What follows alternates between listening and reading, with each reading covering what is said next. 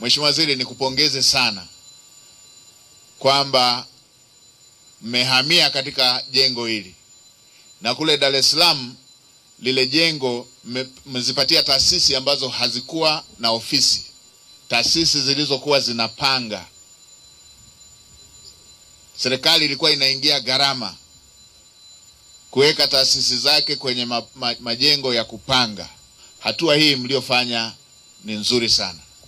Sasa nitumie fursa hii kuzielekeza taasisi zingine zote kwamba makao makuu ya nchi ni Dodoma, na hapa Dodoma tumehamia.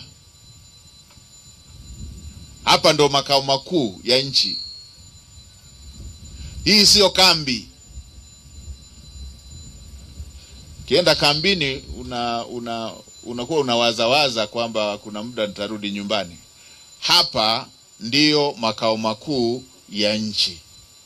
Hapa sio kambi ya makao makuu ya nchi. Hapa ndo makao makuu ya nchi.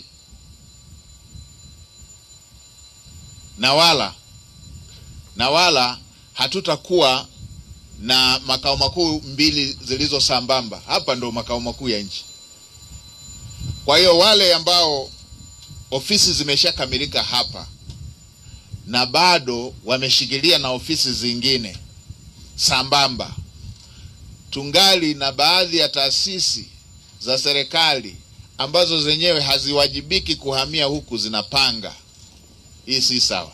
Mheshimiwa Waziri, mwelekeze Katibu Mkuu atengeneze timu ifanye tathmini ya majengo yote ya serikali yaliyoko Dar es Salaam ambayo yako underutilized, nipate hiyo ili tuyagawe kwenye taasisi zingine ambazo zinapanga na ingali serikali na majengo yasiyotumika.